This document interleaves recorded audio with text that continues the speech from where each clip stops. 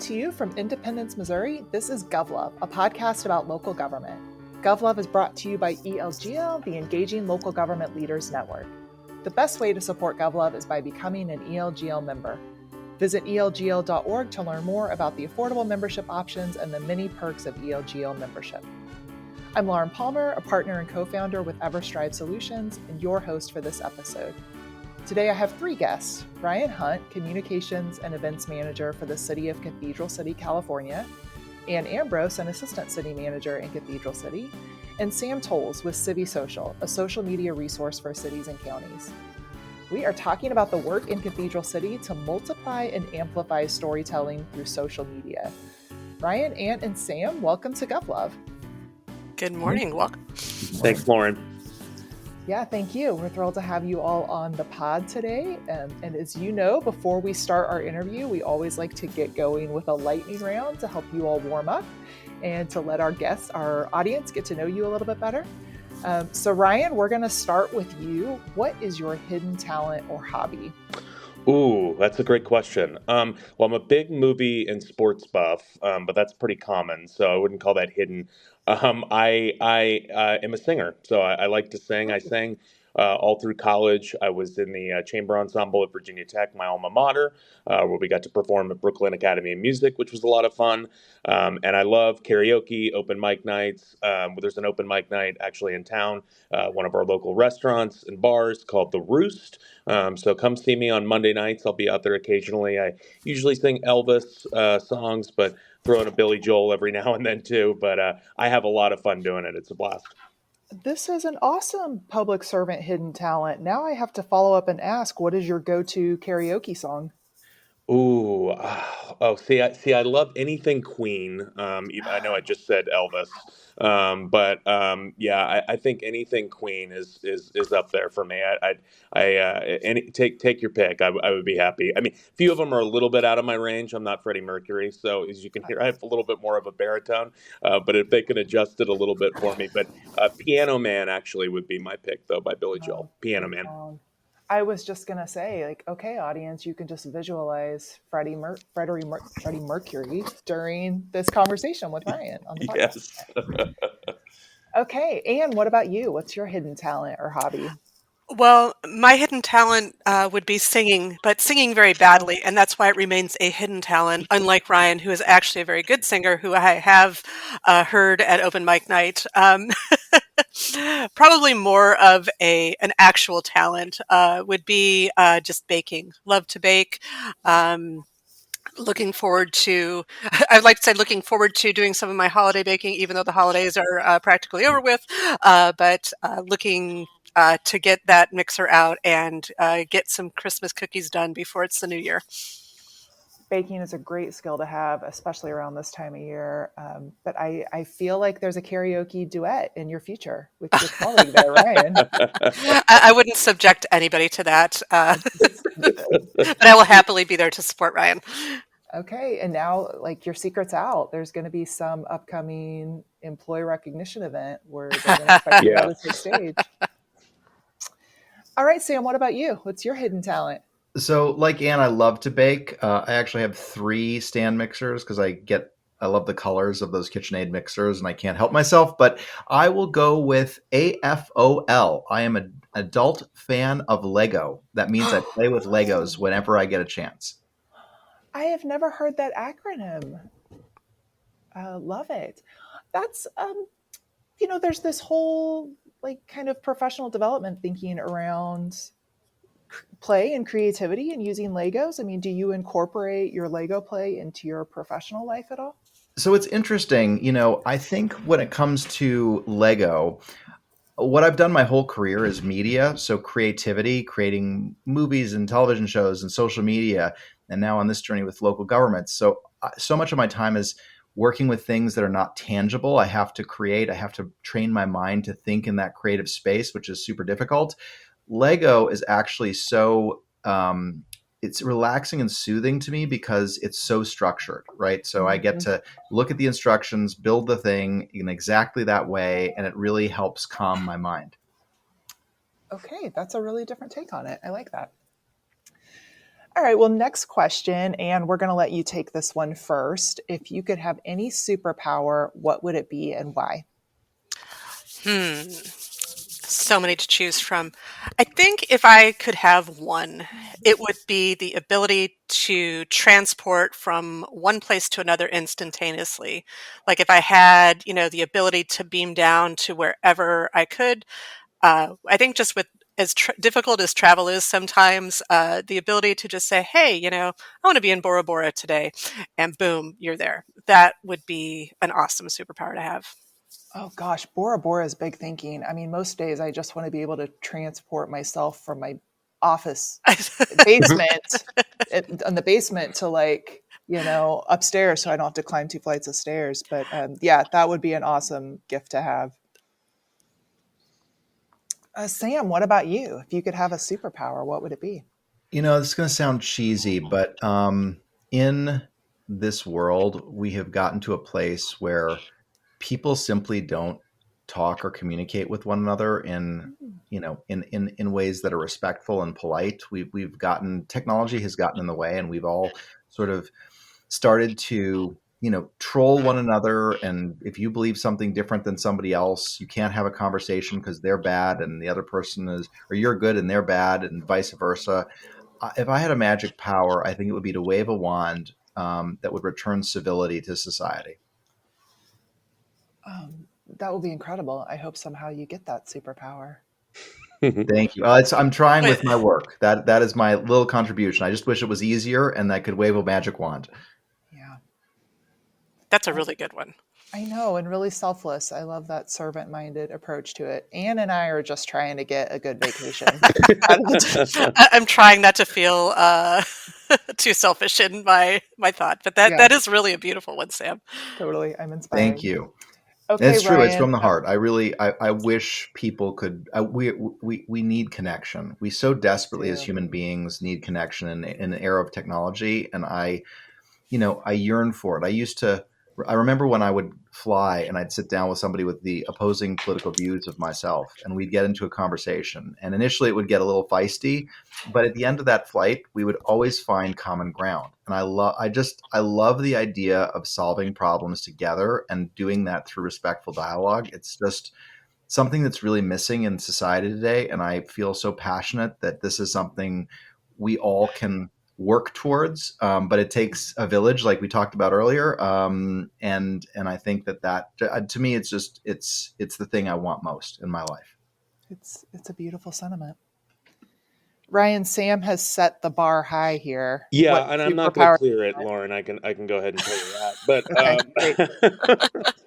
no, I mean, mine's definitely wired to my work brain a little bit too.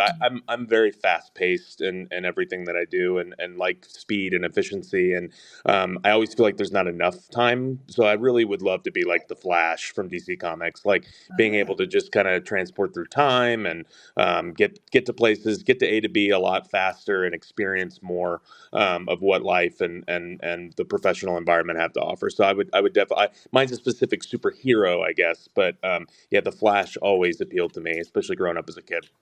Yeah. That's a good one. That's not one that I really think of when I rattle off the list of superpowers in my brain. I kind of forgot that one exists. So yeah. Good pick. Okay, one last question. We are recording this episode in December on the cusp of the year-end holiday season. So I'd love for each of you to share what's your favorite holiday and why. And Sam, we're going to let you start this time. I love Halloween. So I grew up, my mom was an evangelical Christian, and she really did not allow us to have the kind of Halloween I always imagined. So because she thought it was bad. And that's fine. I no judgment there. But for me, I love dressing up. I love decorating the house and covering it with spider webs. And I get the world's biggest bowl of candy. And when kids come, we give them like handfuls of candy. The trick-or-treating, all of it. It delights me. Seeing smiles on kids' faces as they're running around in cute costumes is just the most awesome thing. I love Halloween too. I feel like it's a holiday that's having a resurgence. It seems to be getting bigger and bigger in the last few years. Absolutely. Mm-hmm. Yeah, good one. Ryan, what about you? What's your favorite holiday? Yeah, I'm Christmas. And really mostly for the movies. I'm a huge Christmas movie guy. So Muppets Christmas Carol, the Home Alone series, Love Actually. I December 1st turns or right after Thanksgiving. If you get a little antsy and want to get started early, I just roll through my favorite movies. And now having a niece and nephew at 5 and 3 and getting to see them each holiday, getting to kind of show them the movies that I grew up with and seeing like their first time to watch Muppets Christmas Carol and like singing the songs. And it's incredibly emotional and kind of moving to see that and kind of live through their childhood now. So, yeah, it's just part of getting older. But yeah, Christmas for me and mostly for the kind of the movie and the nostalgic moments that come with it. Don't forget about Die Hard, Ryan. Die Die Hard Hard's is the Die best Hard is Christmas The movie. absolutely a quintessential Christmas movie. Christmas movie. It is absolutely a Christmas movie. And Star Wars. Ooh, yeah. Star Wars is a Christmas movie? It's just something that you have to watch during Christmas, at least in Oh, my okay. household. Okay, I'm down with that. I'm I'm here for fine with that. that rule. Sign me up for that. Yeah, cool. I like it. All right, Anne, your turn. What's your favorite holiday? So for me, it's Thanksgiving. And so obviously, we're out here in California. The preponderance of my family and my husband's family are all back in Ohio.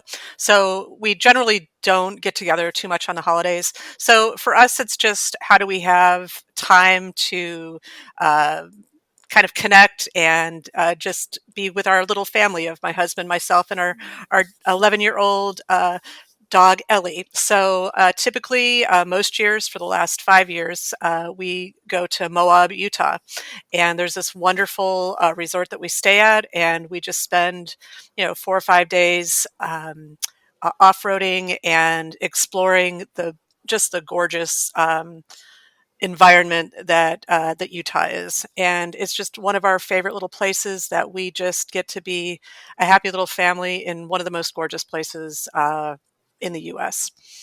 Oh, you've struck a chord with me. Moab is a place near and dear to my heart, and I spent one Thanksgiving there that was so wonderful. So I'm jealous that that's your annual tradition.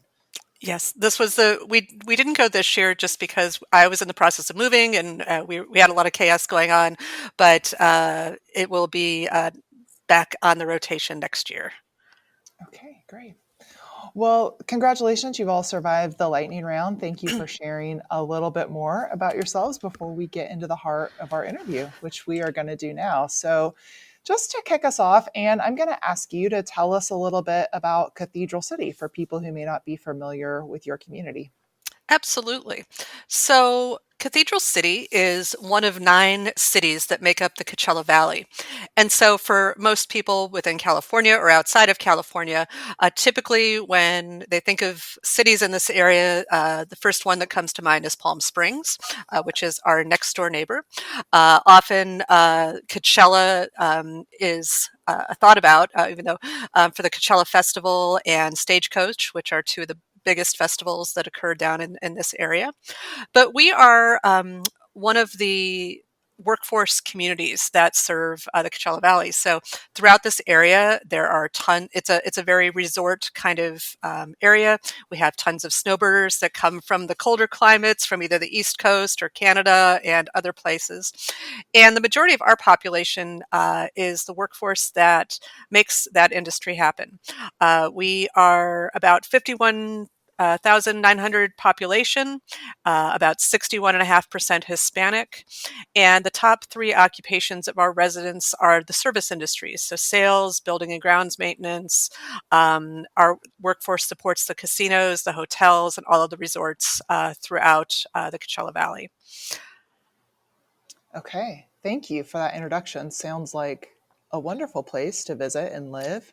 Yeah, in And addition to that, just to add on, please. we have a very active senior community that Yeah. keeps us running and that is very active in the activities of our community. And we also have a very I don't know that it's large, not compared to Palm Springs, but we have a very active LGBT plus community, or LGBTQ plus community here in Cathedral City as well that we're very happy about. Okay. Thank you for sharing that. Well, that's great. That gives us kind of a foundation of knowledge, and we're going to hear more about how you all are engaging that community. But first, I'm going to ask each of you to just share a little bit more about you. We love to have our guests on GovLove just kind of talk us through your career paths and how you got where you are in local government. So, Anne, we'll let you start. How did you get into your role as assistant city manager? Tell us a little bit about your career. So I think for me, I think from a very young age, I always knew that public sector was going to be where I would reside in my professional life. My father was spent his career in the National Guard. My mother spent probably the last 25 years of her working years working for the local police department. And I think from both of my parents, I just learned that service was an important value to have. Mm-hmm. And so in high school, I worked at our church. And then as I got into college, after, kind of working, odd jobs at the university, my first job outside of college was working for Wichita State University in employee relations. Wow. So I managed the That's workers' in my compensation. neighborhood. Really? Like, Oh, well, Wichita's maybe, I don't know, 2.5 hours away, but but we relatively speaking. work with folks at Wichita State. Yeah, sorry to interrupt. Go on. Oh, no, absolutely. Loved, I really liked Wichita, but it's really hard to convince people, hey, come on your vacation to Wichita, Kansas. It's a little bit of a hard sell. Uh, so, but I loved working at the university. So that was my first sort of post-college job. And then when I came out here to California, I began work at the city of Palmdale as an intern. So Palmdale's a community about 60 miles northeast of Los Angeles. I started as an administrative intern, and then shortly after, I took a job as a civilian crime prevention officer. Palmdale contracts for its law enforcement, so with LA County Sheriff and fire for our fire services. So, but we had civilian programs that went out and taught neighborhood watch and did things like that. So I started as a community or a crime prevention officer that would go out into the communities and help residents learn how to protect themselves, learn how to sort of build community within neighborhoods, build relationships to kind of look out for one another. That sort of progressed into a supervisory role that was over our crime prevention programs and our drug education programs, which then I always kind of reference my department to being kind of the Velcro department. So as various other reorganizations happened. Eventually, I had parking enforcement and community service officers. We had a food bank that we ran at the city, and then ultimately began a position of the directorship within the sort of the civilian public safety programs at the city. Following that, after a number of years, we had a new city manager that came in, and we did a lot of reorganization. And I was able to transfer into administrative services. And so I took on responsibility for finance, IT, HR, communications, city clerk at various roles. That kind of changed a lot as well.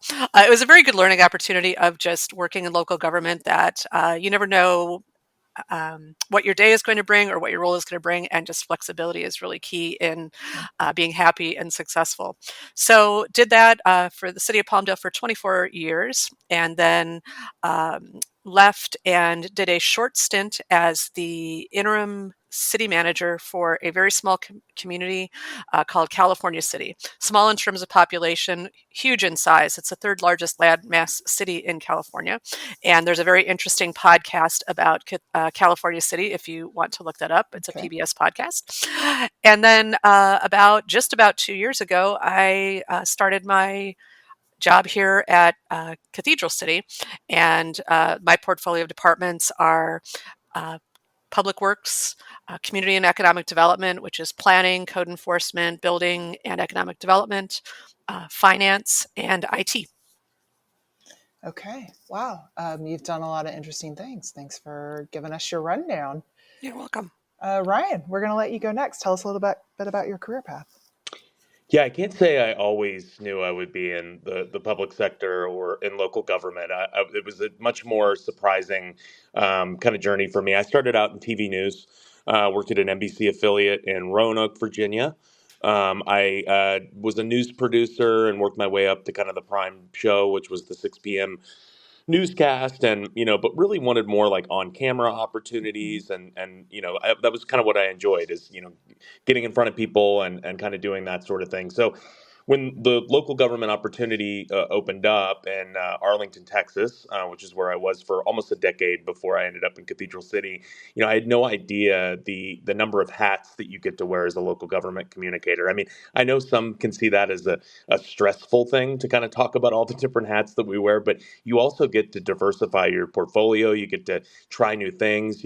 You're not going to be great at all of them, but you get to find your niche and kind of what you really can excel at, strengths and weaknesses, and all of that. So, Arlington, Texas was great. Speaking of Lego, to connect with Sam, we won a Lone Star Emmy for a stop motion animation budget explainer about our yearly annual budget process with using Lego and stop motion. So that's on YouTube if you look at City of Arlington Lego budget video. Very So that cool. was a really fun process, and my wife actually was one of the voiceovers for the for the female Lego in the video. So it was kind of a family affair, which was a lot of fun.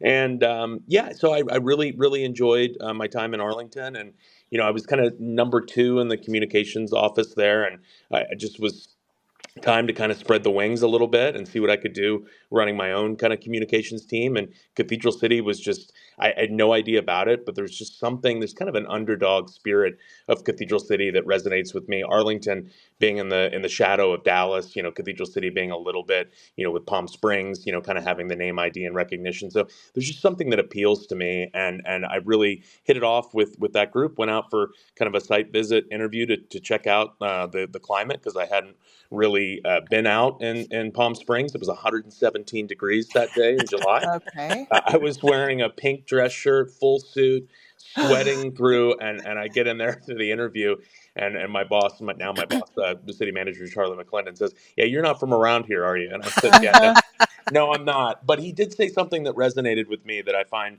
really profound, and it's stayed with me in a lot of ways since I kind of talked to him. But he said, "If you love us now, you'll love us forever," and and Oh, and that's and awesome. that really Absolutely. has, yeah. I feel that spirit in Cathedral City, and it's a really the gratitude that I think we have. And the one thing that I do kind of parallel with Anne that really resonates with me, that she said, wanting that connection, wanting that kind of public service component. In TV news, there's not really a two-way dialogue. It's more of just kind of one way. And I would get calls from cranky viewers when we would interrupt reruns of the Andy Griffith Show. But beyond that kind of conversation, I didn't really feel like I was able to connect with people and kind of have the two-way dialogue. And so local government has just been an incredible environment to be able to really make an impact and then feel the impact in real time. I see. Awesome.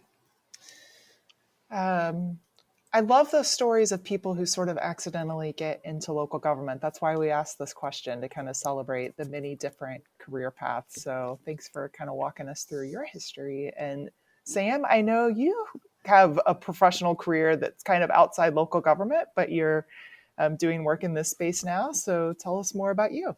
Yeah, absolutely. So when I was a little kid, I wanted to run an airline. I always like going back to Legos and puzzles.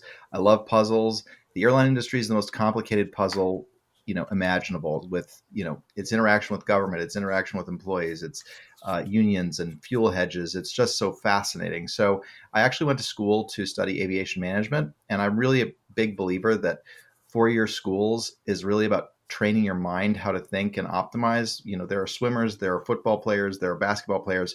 Athletes train their muscles and train their physical abilities. Education is about figuring out how your mind works and training it to its best capacity. And I really gravitated towards political science in those four-year prerequisites. And so decided to switch majors. I really was fascinated by government of all type and how that connection is made. When I graduated, I'm from Buffalo, New York, decided that I could either go to DC, or a lot of my friends had moved to Los Angeles and were working in the media business. And so got $1,000 together, because that was all I had, and drove out to LA and started my career in media. And I've been one of the most blessed humans imaginable, a kid from Buffalo having the career I've had. Some days I wake up and scratch my head and said it's impossible that this could have happened to anyone. Truly an American dream. Started my career with the studios, worked at Paramount, Warner Brothers, New Line, in marketing initially, but really, when you're in the media business, you're gravitating towards content. And over time, I started gravitating to both content and technology. Got to work with Fremantle Media, which is a huge producer of shows like American Idol, America's Got Talent, Price is Right, Family Feud, etc. But was really, really drawn to technology and the changes in media. And when streaming happened, I switched sort of from that big, high-profile, movie studio space to build a niche streaming business. And that got me right at that intersection of technology and media, and also allowed me to move to beautiful Cathedral City. Now, I met Anne and Ryan later on my journey, which I'll touch on really briefly. But living in Los Angeles, you don't really have an opportunity to participate in local government. And I love, love, love government, politics, and helping people. And so decided to run for city council. Was elected a city council member in Cathedral City and served almost an entire 4-year term when I got this amazing call to run a social media platform. I got to run Vimeo. I got to be their general manager. Mm-hmm. And so I traded in my beautiful home and my beautiful community for a 900 square foot apartment in Manhattan, and began to run Vimeo. And that is truly where my career transformed. I realized that everything I knew about media and making movies and making TV shows, I've got Emmys. I even have a project we worked on that has an Oscar nomination, Emmy nominations. I never won. I don't have a statue, which bums me out because I saw Ryan's and I'm jealous. But I recognized when I was at Vimeo, and I'd gone in there thinking, I'm going to show them how media works. And I left going, I know nothing about how media works. It's all about social media. Everything that's happening is going to accelerate, and this is going to become the primary form of media. So I was hired by MGM Studios, went back to Los Angeles to run and transform their digital operations, got to work with brands like Rocky, James Bond, Stargate, and building digital social first communities around these incredible brands. Got the call from another recruiter saying, hey, you got to come back to New York to run Bleacher Report. And like Ryan, I'm a huge, massive, gigantic sports fan. It was the opportunity of a lifetime. Jumped into Bleacher Report, realized that they were an old school digital publisher and needed to really hard pivot towards social media. So focused on growing our social audience. And we went from 30 million followers on social to over 108 million followers in under 2 years. It's one of my proudest accomplishments, really transformed that business. Recently, I've been working with a number of influencers from Mr. Beast's team to Olympic athletes like Michael Phelps and Sonny Richards-Ross and Saquon Barkley to build their social profile. But I'll tell you what, it wasn't fulfilling. I wasn't doing something that made me feel positive, that I was contributing to society. And so I left my media career and sort of went into the wilderness. And my mom called me one day and said, you really should go back into local government. It's the thing you love most. And I thought she was crazy. I really did. I was like, this is impossible. I mean, I can't be a police officer. I have no qualification to be a city manager. I have no skills that would connect with this world. And one day this light bulb went off, and I was like, you are the preeminent and most successful social media executive, potentially one of them in the world. And this is an area I believe that local government really struggles with. So I came up with an idea. I pitched it to a friend of mine who's a city manager in another city and said, hey, is this something that would be useful? He immediately said, you've got to come here and do this program. I did it. And then I called Charlie, who is the city manager in Cathedral City, and said, hey, I've done this program. It's worked amazingly well. And I said to Charlie, and I don't know if Ann or Ryan know this, I said, Charlie, I don't want you to hire me. I don't want you to go through the weird, it's been 10 years since I've been on council, but it would feel weird politically for you to bring in and it would just look bad. So just tell other people about it. I just want to spread the word. And he said, you need to meet Ryan because I would love him to get his perspective on what you're doing.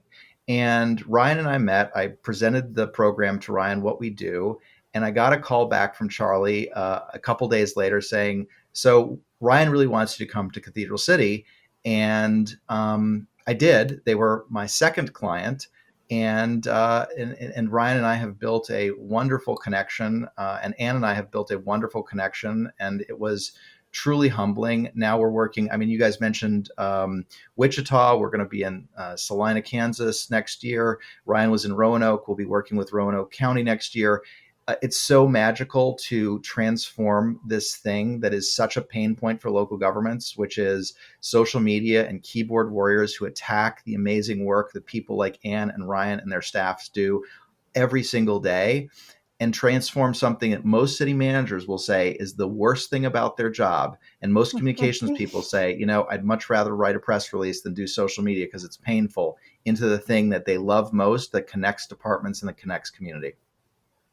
Yeah, incredible story, Sam, and such a good tee up for our conversation, hearing a little bit more about how this has played out in Cathedral City. So, Ryan, just tell us more about the strategy that you're using to get more social media content from non-communications professionals.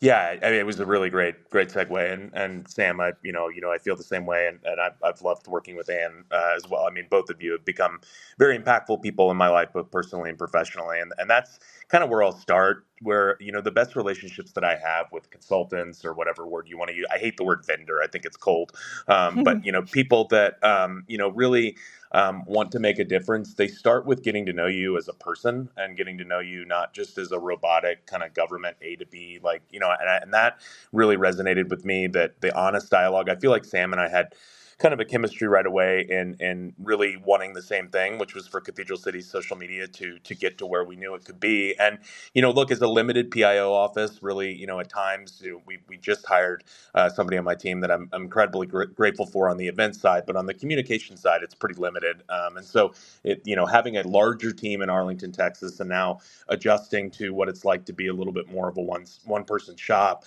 it's overwhelming, and to be everywhere all at once is impossible. So, the idea of CiviSocial and the partnership and the strategy that we've implemented is find the storytellers that don't have the communication title. I mean, there's so many people that are using their phones now that and they're doing their own personal social media. They're on Instagram, they're on TikTok, and there's storytellers within every department. And so building that team is really what Sam and CiviSocial helped us do. So now we have a group that meets weekly. We call them social media ambassadors. And so we sat down and we vetted kind of all the interest from all departments. Sam put out a survey that I distributed, and the feedback, based on that, we kind of figured out who we would interview and kind of talk to. We didn't want to force anybody to do this. We wanted it to be organic, and it's just created a really special energy. And now, we have this share file system, and the content's uploaded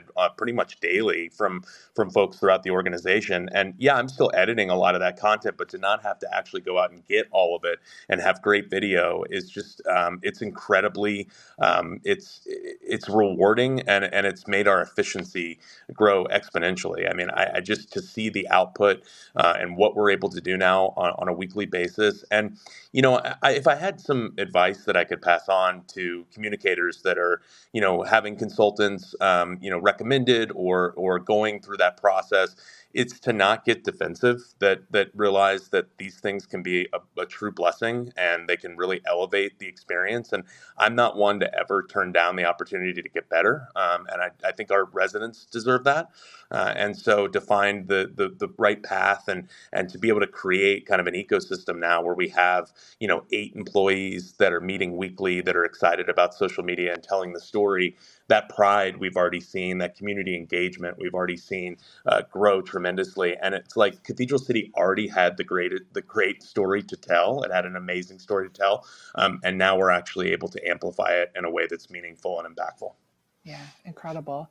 I want to hear more about your recruitment process. You said you really didn't want anyone to feel forced into this. So, I mean, were people quick to volunteer, or did this take a little persuasion? Yeah, I mean, Sam can attest to this. The survey did not have great results in overall participation.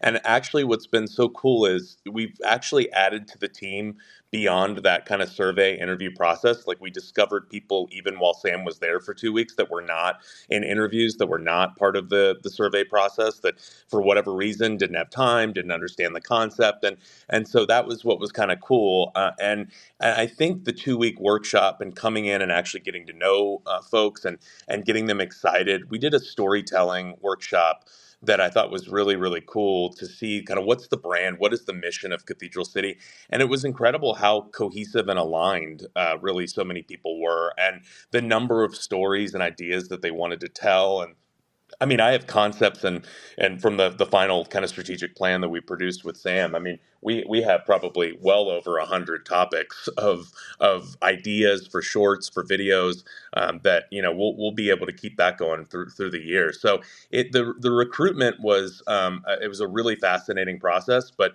it kind of was a living document as it was playing out. We were Sam was very flexible. He didn't want to be rigid, and we kind of edited on the fly a little bit, and it ended up being something truly special. And yeah, I think getting people excited about telling the stories in their community also increases output and overall activity to want to be a part of the team. And so the external engagement is really, really powerful, but I'd say the internal motivation and engagement that it's produced is equally so. Yeah.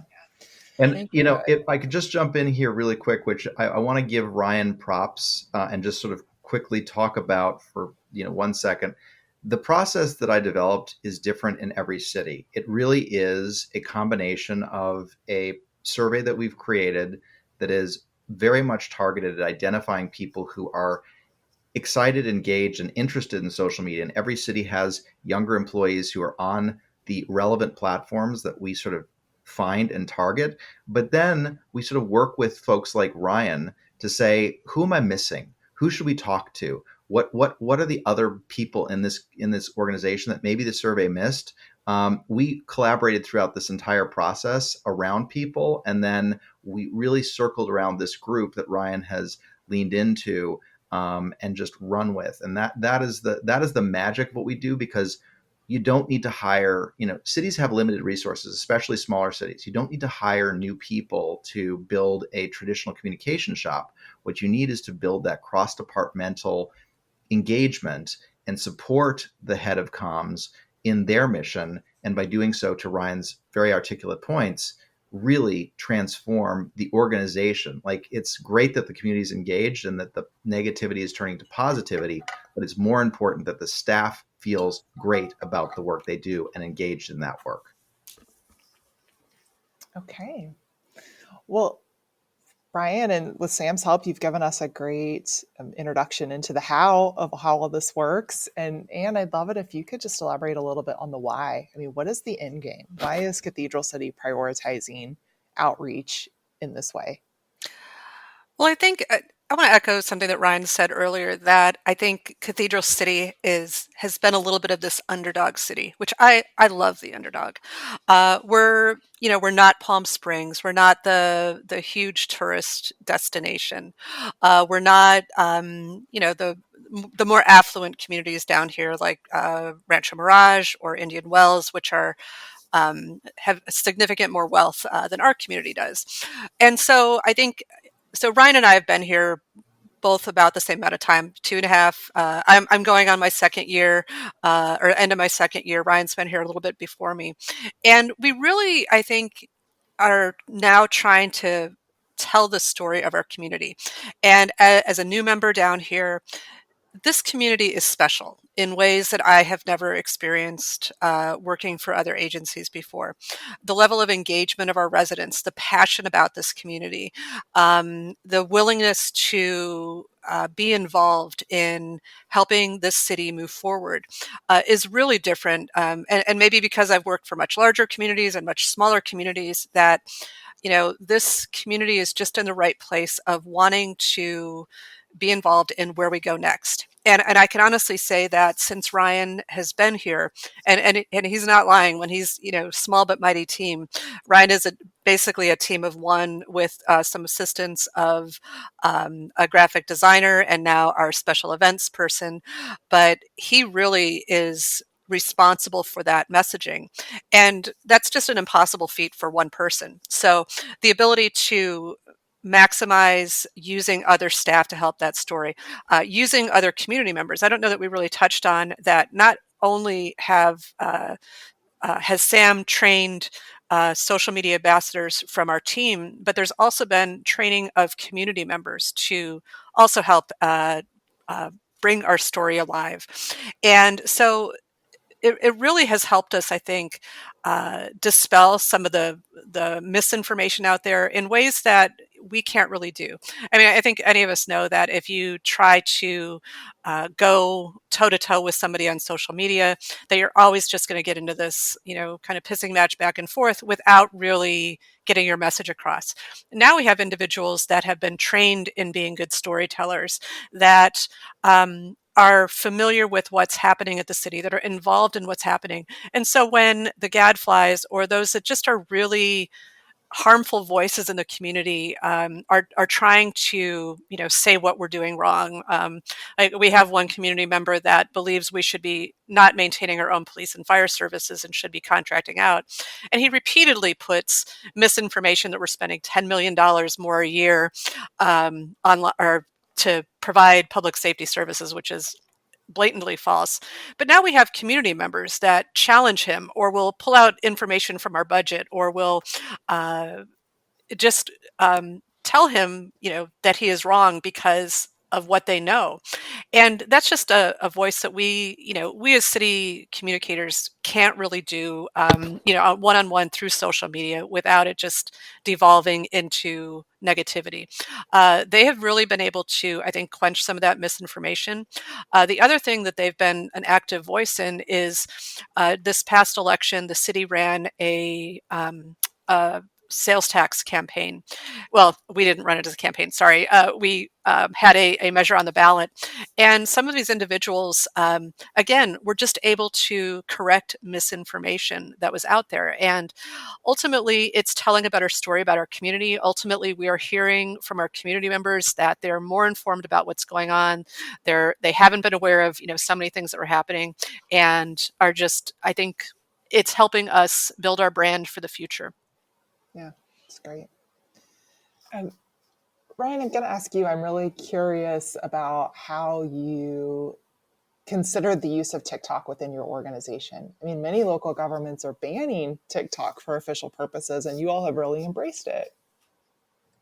I was kind of terrified, to be perfectly honest, but I actually, Sam's energy and kind of infectious kind of cheerleading for the platform and what it could do for our storytelling to reach a different audience. And yes, it's easier to say a younger audience, but it's just a new way to tell the story and kind of consume content. And so, in my last stop, for example, as you mentioned, a lot of cities have done this. States have banned it, frankly, and we did not. We banned TikTok in my last stop, so I wasn't able to kind of do that. And I think it's always fear of the unknown. I didn't use the platform that much on a personal level, so as a user, with all the others, I feel like I had kind of more of a knowledge base there. I mean, I'd gone to conferences and I had made sure I stayed on top of it to know enough, and my wife's obsessed with it, so that I certainly had interactions with it. But what it's done to be able to do fast-paced storytelling, efficient storytelling with subtitles and text, with voiceover narration. There's just a lot of tools in the chest to be able to kind of employ to be able to tell the story. And so we talk to our IT department, I think this is another thing that I really appreciate about Cathedral City, because it's not always the case that at the top and the executive team, Charlie and Ann, they're always going to want to give it our best shot if we think that it can work or be successful or be something that could really transform the way we communicate with our residents. And so having the support of the executive team to go all in with this as part of the plan has been it's been incredible. And I've learned to actually become kind of a TikTok junkie myself. I love the platform, and I'm on it quite a bit now, scrolling and getting other ideas. And yeah, I think we've only really touched the surface of what we can do on that platform. So I'm excited about the future, but I think leaning into it and seeing what happens. And look, I think what's great about the strategic plan that we have now in social media, with Sam and CiviSocial, is that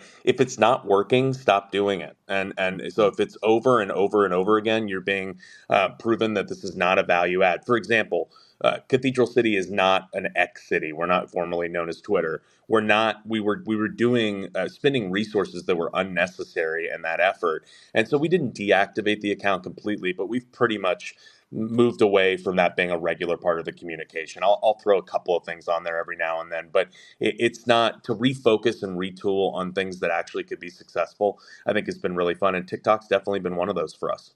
Got it. Yeah, thank you.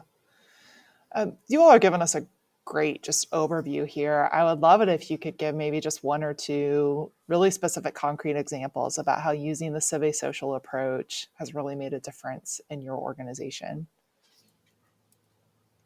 I'll jump in, and I think what is really what's really been such a cool part of this program is how much it's created initiative, how much it's created ideas and the motivation to make it top of mind about storytelling and what's a good story and what's not. And I go back a little bit to the point of I made about TikTok if it's not working. I mean, there are going to be flops that we have on all of our platforms. I mean really from an ROI and engagement standpoint when I say not working. And I think what's so cool about this program and the social media team that we put together is I'm getting so many surprises now that I wouldn't have even asked for or organized. Like when we had the meetings, we kind of go over what we think the stories are for the week, what our goals are to try to achieve. All of that is great. But right before the Thanksgiving holiday, I had a video that popped up on my phone, and it was from a public works employee, and she saw a council member that was walking out of City Hall, Council Member Rita Lamb, and she just asked her to stop and shoot a "What are you thankful for about Cathedral City" video for Thanksgiving, which got great engagement. She's obviously a terrific messenger to be able to tell that story. As working with her as a mayor last year, and now obviously as a council member, she's really. It was just a really cool, inspiring, and caught me off guard in such a great way. It gave me the chills to see that somebody was willing to just go ahead and actively produce something that she knew could be impactful and resonate with the community. So that's one example that I think pre-CiviSocial, that ecosystem, that environment that we've now created to go for it, to find cool stories and ways to resonate with the community. I mean, there wasn't anything that complicated about the video. She shot it. She had good lighting. She did it right in front of City Hall, and it was the easiest thing I've put out in a long time, and I think it was a really, really nice message for Thanksgiving for all of our residents to know that we appreciate them. I love that story. You are really reducing the intimidation factor for people like me who are terrified of snapping these little videos. So I hope that really resonates with some of our listeners. Anything else? Anne, did you have something you wanted to share? Yeah, I can say, so I'm of the Gen X generation, so I'm not as skilled as Ryan and others are at doing videos and things like that. But one example that I actually was happy to have executed myself was I'm the liaison to our Public Arts Commission, and we just did a big project called the Ocotillo Bench Project. So Ocotillo Park is one of our community parks. We had 25 benches in the parks, and we put out a call for artists soliciting original art to paint on each of these benches. So we had 25 artists that were out one weekend starting to paint their wonderful expressions of themselves on these benches. And I was out there with our Public Arts Commission chair, and I just pulled out my phone and asked Craig Liebelt, hey, Craig, could you just tell us a little bit about this project and what it means, what you hope it's going to accomplish for the community? And Craig just he's a really great communicator unto himself, and it was completely unscripted, and it had huge engagement. We got it out on our social media platforms, and it was really well responded to. And then for the artists that were involved, they were sharing that. They were reaching out to myself and to Ryan asking, what hashtags should we use on our own social media to communicate about this project, communicate about the city's public arts program, communicate about Cathedral City. And so just this one little small effort just had this rippling effect of getting our message out, not only about this project, but about us as an arts center here within the Coachella Valley. We have one of the largest arts communities here, the Perez Art District, and it just was a level of engagement that we weren't expecting from me at 7:00 in the morning on a Saturday, just asking our commissioner to just say a few words. Yeah, Perfect. I love both of those examples. Ryan, I'm going to turn back to you. How are you measuring success with this work? Are there performance measures that you're tracking that are gauging the impact of this approach? Yeah, I actually kind of, not breaking news, but as I go through the analytics and the data and kind of the, impressions and reach are obviously important, video views. We're up well over 150% on engagement. And I did kind of trace it back to when we really started implementing the program. So that's in both video views and in just organic reach through Facebook. Obviously, is one. To kind of, we had a really good built-in audience, but I think Instagram was still growing. We didn't have an Instagram account when I started, so there was some Wow. kind of like, yeah. I mean, it was a there was. I don't want to call it a rebuild, but it was certainly kind of re-engineering the way we think about communications and prioritizing social media. And I think so. CiviSocial just took us like over the top with that. We needed that extra little push. I was doing what I could, but we needed a little bit more of a nudge. And so I think that's really been successful. I don't, you can't directly correlate and attribute success to event attendance, but, with all the stories that we're telling and the new ways that we're telling them, I'm proud to say that our balloon festival, Cathedral City International Hot Air Balloon Festival, which has been ranked on the U.S. News and World Report as one of the top festivals in the world for the balloon sector, which is really, really cool. We had record attendance, 35,000. And this is the first time we've really implemented the pretty aggressive real TikTok strategy to be able to promote that event. Snowfest, we just had an event, our tree lighting, and that we had a video that really blew up, and it was such a cute video. Sam and I texted about this, but it was a boy who had been waiting all year to see Santa. And I'm trying not to get emotional telling it, but you have to see it kind of in the video. But he refuses to like let go of the hug for Santa. Like he just holds on for like a solid like minute and a half, 2 minutes. And like Santa is like, all right, let's take the photo. And the kid is just like, the moment that was captured at the event, to see the kid's face and how rewarding that experience was for him and the family, like is in the background, the dad, you can see, like just how cool that moment was. And so it's thinking about things differently and showing that engagement. And, Sam mentioned taking negative into positive from like a connotation standpoint in the community and how it resonates. We really have seen a significant reduction in negative feedback. Yeah, awesome. Sam, I want to give you an opportunity to wrap us up on that note. In the work that you do, you encounter many communities that do view social media as a negative, as something they have to manage rather than something to be embraced. What's different about this approach that you have helped support in Cathedral City? So with all of my clients, it's the same story. And there's a couple of things. First, and Ryan said this earlier, you need leaders in your city to embrace the idea that doing something a little bit differently can transform something that is an exhausting pain point into something that is magical. Cathedral City is proof, right? They have done this. The metrics are just beginning. I want to brag on their tax measure. They got 74% support for that tax measure that Anne mentioned. That's overwhelming. They only needed 50%. The community is really embracing them. The work that local government does is important. It's magical. It's a public service that Anne talked about in the earlier part of this podcast.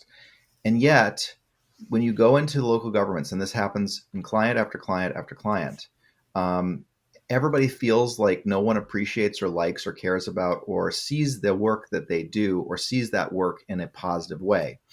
And what the difference that CiviSocial's approach is to anyone else, there are marketers that will say, "Hey, we can do it better than someone like Ryan. We can do it better than Anne pulling out her video and capturing that bench moment or that Santa moment. We'll run it for you. And by the way, we'll charge a fortune." I know a city that's a couple doors down from Cathedral City that's spending over $800,000 a year with a marketing firm to run their social media, and it's not particularly very good, right?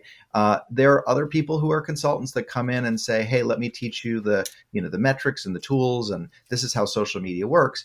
My approach, CiviSocial's approach, is really about the people.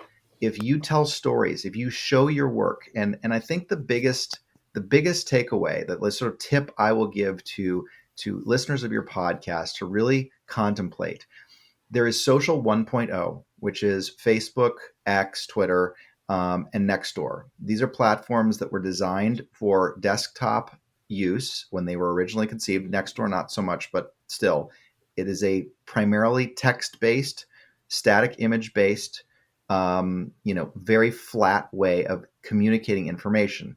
And in those platforms, the number one tool for engagement is comments. And Anne mentioned this.